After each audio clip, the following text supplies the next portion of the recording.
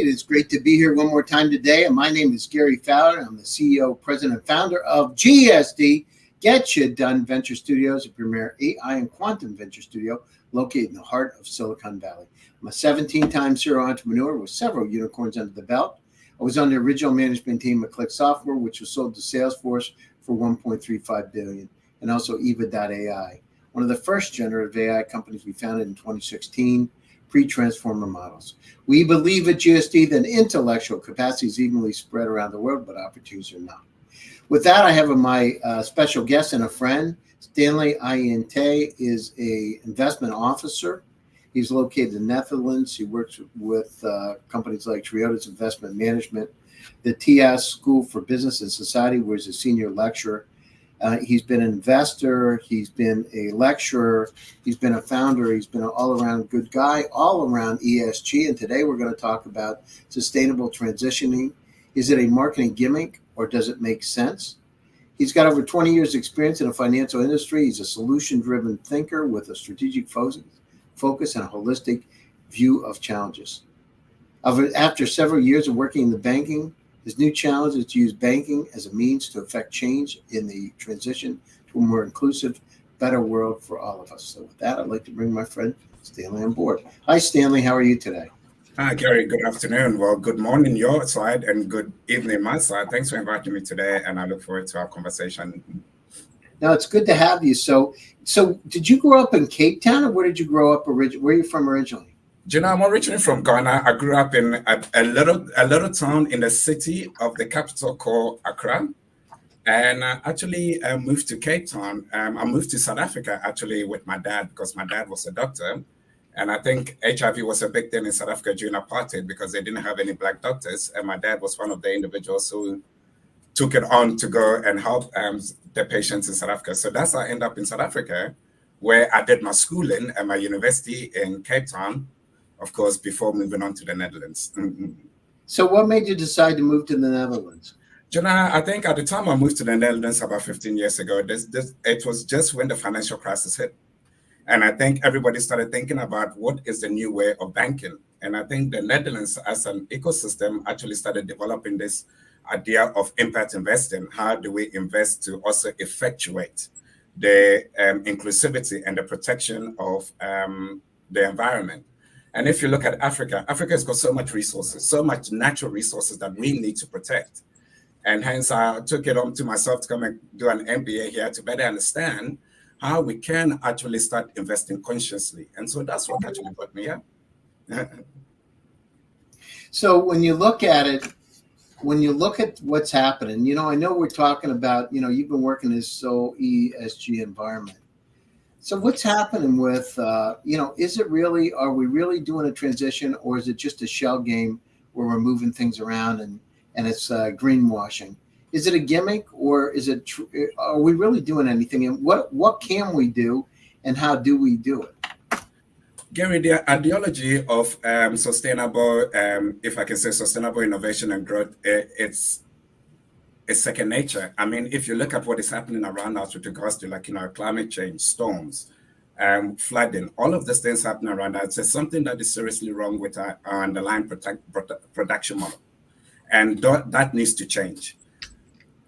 In coming up with that change, of course, there's been a lot of ideologies that have been thrown around, but unfortunately, unregulated ideology is a way to actually kind of violate their intentions. And I think, although the idea of sustainable development is important, I think the application of the ideology is very suspect. And that's where we have the greenwashing. I mean, if you look at, you know, one of the things that, you know, came into being not long ago was crypto and the idea of the ledger and the attachment of the ledger. One of the issues that we have in ESG is being able to monitor, measure, and make sure that things are actually the way they're supposed to do. Yeah, I mean, is there a lot of this stuff where it's not really real? They're just moving these things around, and there's carbon credits and all that stuff. In reality, nothing's changing. Bingo. And that's why we need to start looking at it differently, because we've been fortunate to be hit with this new form of industrial revolution, which is AI. And I think this is one of the main areas that can actually help us actually solve the problems that we're currently facing, is the inability to actually correlate and value what is sustainability. So what do we do about it? How do we make the change? It's very simple, Gary. It's got to start off with regulations. I think, at the end of the day, regulation drives innovation. When regulation comes in order to look at what is expected, people innovate in order to take commercial advantage of that area. And I think that's right now where we're failing. When it comes to ESG, everybody uses their own measure. And when you use your own measure, that means that there's so many variations to it that nobody knows what is true and what is false. And so I do believe that although we are starting to develop good ideologies on how to handle this issue that we face, and we still need the right infrastructure regulation to actually understand what is right. Gary, they have started doing it. If you look at something like the DG, Sustainable Development Goals, people are starting to think about it on a holistic level. But, thinking without actually doing is two completely different things. I mean, it's crazy because we got this planet, by 2050, we have to double the food supply. As early as 2025, the Atlantic current may stop, which means that the average temperatures in US and Europe could drop 15 degrees Fahrenheit over a 10-year period of time. And this isn't just conjecture and conspiracy theory. This is just the way it is. And people don't realize, the last time this happened was 10,000 years ago during the Ice Age. And when they're thinking about food, think about the summer of 1816 when Mount Tambor, Indonesia exploded and created volcanic ash around the whole planet. And in July in New York, it actually snowed. And so there were no crops during that year. Well, what happens? They eat the animals. But what happens in year 2? There were riots, mass riots for food, mass riots. So, these kind of things, it's not like if it's going to happen, it is happening. Right, and we have to defend against it. No, of course. I think, Gary, I think what happened was that the financial crisis actually woke us up because these things are all happening, but it's been masked by all the good growth that we've experienced over the time. So everybody was able to spend. But now that, we're starting to notice that the expenditure is unable to actually mask what is really going around. So the endorphins are over. So I think this is a time where we actually need to make a change. And I think it starts from regulations and investments. And I think, if I look at ecosystems like the Netherlands, I think one of your questions earlier on was what brought me here. If you look at it, they are the foremost leaders in trying to create this type of change. So it is imperative that we actually start looking at it. Listen, big companies and big investment houses are starting to see the relevance of this. If you look at BlackRock, if you look at JP Morgan, if you look at most of the big investment banks, everybody's starting to see the need to actually start looking at where we place our money. So this is not something that is not needed. The question we need to answer is the implementation a gimmick? Well, is it? What is it, Stanley? Is it a gimmick or not? Gary, I'm probably gonna lose a lot of jobs for this, but I think 99% of it is a gimmick. I think 99% of it is a gimmick, and because of the mere fact that there is no ways to say what is right and what is wrong. If you look at normal financial statements are audited according to set rules and regulations, which enables individuals to actually believe it's what is being written down. When it comes to sustainable report, it's a story, and the storyteller, the truth is the storyteller's word. And that's the unfortunate situation that we're in. A lot of companies. Can you say that one more time, Stanley? The truth is what? The truth is the storyteller's word, because whoever is telling the story actually initiates the truth. And unfortunately, we don't have measures. We don't have regulatory legislation and those things to actually say this is what the truth is meant to be. I'll give you an example. If you look at VW emission challenge that they had not long ago, this is a plain example of greenwashing, but in a different space. They were selling cars, believing the emissions were lower to consumers, but meanwhile, they were much higher. And these are the things that we need to wash out of the system in order to... they were doing some adjustments, right? They had some tweaking that happened. There we go, Gary. There we go. And that cannot... Imagine every single auto company deciding which level would suit them. We will never solve the problem.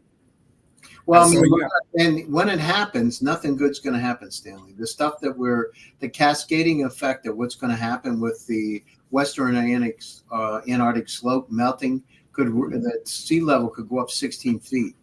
It's not like this hasn't happened. People tell me, oh, global warming, now cooling and warming, because on one side you got the US and Europe, it's going to drop. You got south of the equator, it's going to go up 15 to 30 degrees Fahrenheit. And nothing good's going to happen. Nothing good. Because what's going to happen when all this land, you now have these islands, you have people that don't have food, that need to have food. We got to start working together. By the way, I spoke at the United Nations twice about technology as a tool for peace.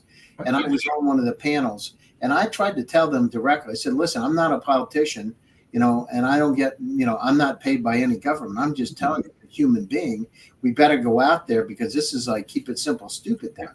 We're polluting the world. We got 8.1 billion people on the planet, going to 13 billion by the end of the century. The population in Africa is 1.48 billion in 54 countries, with the largest population under 30 growing in the world. And what's going to happen, now you have people that don't have a lot of money that are going to be doing things that aren't good, because you're selling them your old cars from places like the US and Europe and sending them over there. They're 15 or 20 years old that aren't really good at, they're not pollution free. Nothing good's going to happen. You're stirring the pot up to make it bad, Of course, and it's getting worse. And I think one of the things that we also have to take in mind right now, which is happening, is the global refugee crisis. I mean, let's exclude the wars that are happening. Of course, all of those things are quite unfortunate, and our hearts go out to everybody who is actually currently struggling in the war. But let's look at global refugees in terms of habitat alteration, where, because of over mining and over extraction, the individuals cannot farm. They cannot utilize their land. So what do they have to move? What do they have to do? They have to move into places where there's value. And this slowly is also happening. And people do think that it is got to do with, no, it's got to do with habitat alteration. I mean, whether it's war, whether it is environmental degradation, we really have to look at how we actually start looking at these things, because the ideology is there, Gary. I mean, if you look at some of the companies that, our conversation right now, earlier on we had was, they're using your AI to actually find the specific cure for your pets at home. I mean, the ideas are there, but we are being prevented from implementing those ideas because of corporations. So we need to find a way to actually, come to the yin and yang and see how we go forward. Yeah, well, I mean, the situation is, one of the things we did with our multi-agent large language model is we put in the question is, how do we stop global warming?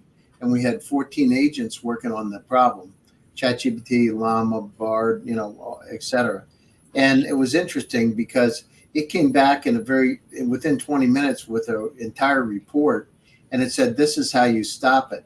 But then the thing that was really amazing, and I didn't ask it to do this, it only came back with, and this is how you reverse it. There we go. Yeah. And so, I mean, there's tools out there, these think tanks, because when you look at multi-agent models, what do? Is they actually take the model and reduce hallucinations, because they're cross-checking each other all the time. Of course. So you now straighten the model out because you've got a different 360-degree view of the problem. And so if we take for good, right, use these AI tools for good to help us solve problems, it's going to help humanity advance at a rate we can't even fathom today. Of course. Right. But we got to use it wisely. And we got to build in things like empathy and compassion. Of course. Because sometimes we forget in these models, sometimes humans aren't good to each other. And if we don't put empathy and compassion in the models, and if I was AI or somebody from another planet looking at us, I'd say, I don't want to be near these people. They're crazy, And it's always a danger. Blowing each other up. They're doing this, they're doing that. It's crazy.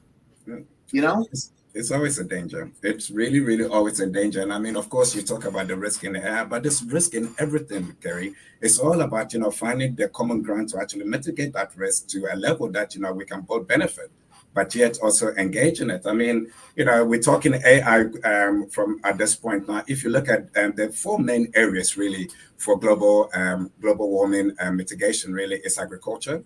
It's, if I can say, emissions. Mm-hmm. I mean, one of the things you can also look at is that, it's also about environment. And if you look at AI capability and its ability to create efficiency in our work processes, in our work stream, and predictivity. I mean, this is a no-brainer. But I mean, take care of the data. The problem is, Stanley, we have so much data in front of us, so much damn data in front of us. I mean, on the planet Earth today, there's 123 zettabytes of data. If you took CDs or DVDs and stacked them one on top of another today, that would go 94 times between Earth and the Moon, growing at 68% per year. The problem we have is infobesity. Think about your own world, Stanley. In your own world, you get about 300,000 items. The entire web in 1996 was 257,000 websites. You have more information in your own personal cloud than the entire web. The problem is Stanley's world is following the same trajectory, but that'll mean doubling every year. Within 5 years with the Internet of Things, you're going to have 10 million items. Infobesity is a problem. We have a lot of solutions. I just told you about immunology and a vaccine for my dog for cancer, but there's all kinds of things out there we don't even know about. Of course. Right? There could be some village in Africa where they've taken the bark off a tree that stops cancer. We don't even know that. Of course. And we've got to have some repository of all the knowledge of humanity and some tool that can help us, in a partnership kind of way to solve these problems. And if we do that, the right kind of things are going to happen. And then if we tokenize goodness and empathy and compassion, I wrote a paper saying if we took Skinnerian operant conditioning and combined it with Rogerian humanistic psychology and then tokenized it, right? So basically reinforce people for doing good things, the world's going to change, but we don't do it. Why? Because we have things like Zoom and we can't touch each other. We can't take a cup of sugar or a stick of butter and share it like the old days. My mom, I'll never forget it. She would bake cookies. And if she ran out of butter, I would go next door to the neighbors and get a stick of butter and bring it over to the house. Seriously. And that's the way it used to be. We forget about sharing, compassion, and kindness. We got to bring that back because if not, nothing good's going to happen to this planet, right? Nothing good. And I think you actually just touched on the fundamental basis of how the problem started. We have dejected our emotions from the commercial. We are chasing profitability and not caring about the unintended consequences of this chase. And that, Gary, is what has caused this problem. And you've actually touched it right at the bottom by saying what you just said. And we got to bring those two together, Gary. We have to bring those two together because, without human connections, we are just more like machines, if I can say that. Yeah, but the thing is, we're machines, but if we don't have compassion and empathy, what are we really? We destroy this planet. We don't do good things to this planet. We do bad things. And we got to start caring about it. This is listen, most people don't realize, right? There's about 6 billion Earth-like planets in the Milky Way galaxy. Estimated 2.4 billion galaxies in the universe. Billion with a B. Now, can you imagine that where a medium-sized galaxy takes 6 billion times 2.4, right? Excuse me, 2.4 trillion, and multiply that out. Think about what the possibilities are. What do you think is out there? You know what I mean? And God gave us his great gift. Whatever God that is, has given us a gift to be able to do something with our lives. And it's given us a very short period of time on this planet. But at the same time, there's cures and opportunities for each of us to live better and better quality lives. And I think, Stanley, that's what you're really talking about. Bringing a quality of life to everybody. It shouldn't be that one person has it, another one doesn't. One thing people forget is that life is just you get one shot at it. You cannot come back and test it all over. So if you go through life without equitable ideology and opportunity, then you just wasted. You have not been given the opportunity to actually live a full and fulfilling life. So I fully understand. One thing that I wanted to also touch on, Gary, is that, this whole idea of sustainability sometimes is seen in the light as trying to do good. Oh, but it is not about doing good at all. It's about redefining our production process. That means that we are still going to be profitable and we are still going to be looking to maximize it.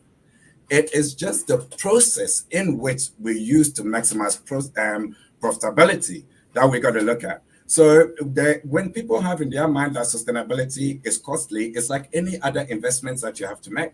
And your initial investment is going to be a cost outlay, but the benefit, of course, accrue over time when that investment is able to yield the cash flow that you actually need. And that's what I want people to start thinking about sustainability, especially innovators, especially people in your venture group. when they're starting to think about innovation, they shouldn't stop and think, oh, but this is sustainability. No, it's about making investments into a new ideology that is going to give you competitive advantage when the right time comes. And that is also, I do find, a lot of people think sustainability is not just about doing good, Gary. I think there is such commercial relevance that we're not looking at right now. Well, that's the other thing. They can put money. The one thing, it's like charity, right? Charity lasts for so long, but if somebody can make money by being charitable, right, and there's a business around it, then everything starts to work, and you can build something around it. If it's just philanthropy, I mean, yes, it works, but it's a whole lot easier to do it as a business where somebody, hey, listen, we're doing this, we're making money on it. The charity's making money. That's a good thing. So I think we need to redefine it. We got to change the parameters out here. And it's not like we can't, by 2050, we have to double the food supply, Stanley, to feed everybody. And we can't increase the number of cattle because 26% of the pollution's methane gas from damn cows. So what does it mean? You need plant-based protein. Shouldn't we be looking at how to increase crop yield, how to build more protein-rich crops, how to be able to use computer vision from satellites to understand what's happening with those crops on a real-time basis, Internet of Things on the field, from the farm field to the table? We should be doing that. Look how much waste is done with, they say that over 20% of your refrigerator is wasted because you don't need it. And the thing is, wouldn't it be good if we could figure out how to be able to, even if we got another 10%, instead of 2010, so we could have a smart refrigerator that could just remind us, hey, listen, did you think about having your salad today? We could help that, and it's tied into your Fitbit or your Apple Watch to understand that your blood pressure is up, right? And this is the kind of thing. Let's create an all-inclusive, all-in-one ecosystem.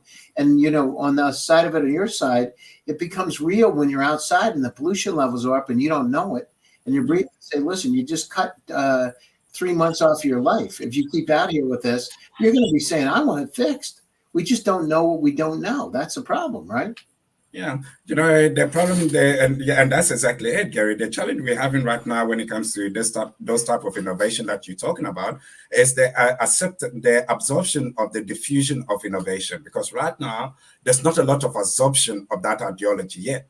But that ideology is what is needed. And I think, I'm going to be honest with you, I think big corporations can also help in this regard. Because, if you look at it, most new innovations are measured against big corporations' activities and whether those big corporations can be a strategic, if I can say, exit one day. For example, Unilever is actually acquired so many companies with sustainable missions in order to actually implement their sustainable ideology within the company. There's other companies that just push it away. And I think those companies should be a little bit more open-minded. And I think that would probably help with the diffusion of innovation because they have the infrastructure to actually push this out. For example, you're talking about, the Fitbit. Let's say Fitbit decides to take up this ideology that you just, and just push it out to their clients. They already have the base. But of course, I'll write something up about that. I'll write a paper about it. Because actually, that was a really good point, because that's true. It's like if we create a super app that actually ties it together, and with a smart refrigerator, and an Apple Watch, imagine what happens then. Because it's just you don't know. Hey, by the way, you haven't had your vegetables today. Your cholesterol was up the last time. We need to get it down about 15 points, and your sugar was up. I think, let me tell you about the solution. And it starts being, helping you, kind of like your grandmother loves you and cares about you. Why don't we get down through and make a salad? Let me tell you what the recipe should be like. You're gonna like this. A little Mediterranean salad, a little oregano on top of it. Lay it out for you. You're gonna be saying, I want that. You know what I mean? And then, by the way, you save your lettuce. Of course. You're not wasting it. And if you look at, and let's look at on the other side, how this also benefits corporations, for example. Now, if you are the grocery, clients will actually come and buy what you need. So it helps you with your inventory management. It helps you decrease waste in a way. So that means that your margins can actually increase because now people can afford more of the specific thing. So for me, and if you look at the health factor of being able to know how much calories and stuff for the insurance company, that means that, people are paying their monthly premiums, but nobody's going to say because they have the technology in order to keep them and, on the right and narrow. So I think this is in a way a win-win situation for both. But, everybody's always looking for conflict. And I think that's the challenge that we're having. Totally. I mean, we got to look for ways to work together. Mother Teresa said it's not about stopping war, it's about pro-peace. Yeah. Right? And we got to refocus ourselves. How can we work together and make this plan a little bit better? Each one of us. We're out there, I don't know about you, Stanley, but, I travel around the world too. And I lived in Russia for a long time, spent a lot of time in Ukraine, Belarus, all the stands, Tajikistan, Uzbekistan, Azerbaijan, Armenia, all over the place. And one thing I found is people are pretty much the same. Really, they want to take care of their families. They want to have a good life. They want to enjoy themselves, and I think we got to all go back to, the fundamentals. How can we work together? There's no religion I know of that's just, saying, let's kill each other. Let's do this. It's all about, when it's all said and done, there's some sprinkles of goodness in there that we got to focus on. Anyhow, we're coming to the top of the show. So closing thoughts, Stanley, and how can people get a hold of you? I think people can get a hold of me or with my contact details, email or LinkedIn or any other, of course, or you also have my contact details, so please feel free to make it available. I think for closing thought, I think people should not lose hope. I think there is belief that there will be a change, and that change is going to come if we all start thinking about how we innovatively try and work together in order to create the value that we both want, because value has to come from a two-way thing. So I think, you actually took my closing away from me by actually saying that we got to find a way to work together because there is value on both sides. So, Gary, yet again, I fully appreciate you having me to actually bring this topic up yet again on your studio. And I hope that, this brings some form of if I can say idea, a light bulb in some people's mind to think, okay, let's look at sustainability as a more money-making scheme than a charitable scheme. So thank you again, Kerry. No, I appreciate it. And if you can just stay on, I'll close this up and stay on for a minute. That would be great. To all my viewers out there, thank you for joining one more time. GSD Presents Silicon Valley AI and Tech. My name is Gary Fowler, and I'm your host. Stay happy, stay safe, and stay healthy. And I'll be back to you again soon with another exciting edition. Thank you very much.